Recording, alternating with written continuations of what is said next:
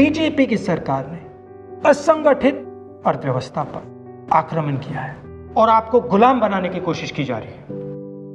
2008 में जबरदस्त आर्थिक तूफान आया, पूरी दुनिया में आया, अमेरिका में, जापान में, यूरोप में, चाइना में, सब जगह आया। अमेरिका के बैंक गिर गए, कंपनियां बंद हो गई, एक के बाद एक कंपनी की लाइन लग गई, बंद हो गई। यूरोप के बैंक गिरे, मगर हिंदुस्तान को कुछ नहीं हुआ। यूपीए की सरकार थी, प्रधानमंत्री जी के पास गया और मैंने उनसे पूछा, मनमोहन सिंह जी बताइए, पूरी दुनिया में आर्थिक नुकसान हुआ है, हिंदुस्तान को कोई असर नहीं हुआ, कारण क्या है? मनमोहन सिंह जी ने कहा, राहुल, अगर हिंदुस्तान की अर्थव्यवस्था को समझना चाहते हो तो यह समझना होगा कि हिंदुस्तान में दो अर्थव्यवस्थाएं हैं।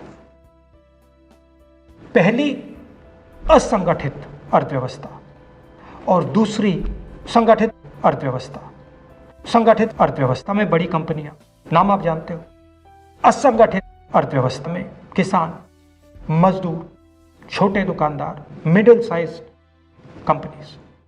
जिस दिन तक हिंदुस्तान का असंगठित सिस्टम मजबूत है, उस दिन तक हिंदुस्तान को कोई भी आर्थिक तूफान छू नहीं सकता। अब आज के दिन आते हैं।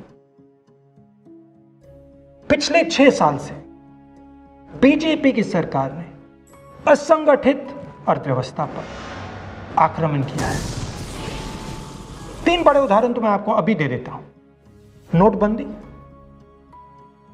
गलत जीएसटी और लॉकडाउन। आप यह मत सोचिए कि लॉकडाउन के पीछे सोच नहीं थी। यह मत सोचिए कि गलती से आखिरी मिनट पे लॉकडाउन कर दिया गया है। इन तीनों का लक्ष्य हमारे इनफॉर्मल सेक्टर को खत्म करने का है।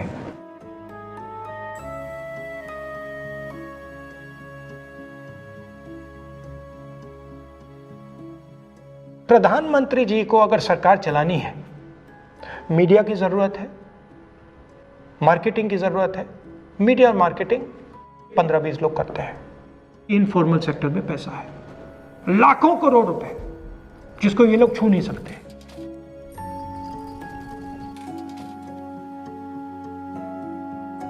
इसको ये लोग तोड़ना चाहते हैं, पैसा लेना चाहते हैं। इसका नतीजा आएगा। नतीजा यह होगा कि हिंदुस्तान रोजगार पैदा नहीं कर पाएगा। क्यों? क्योंकि इनफॉर्मल सेक्टर 90% से ज्यादा रोजगार देता है।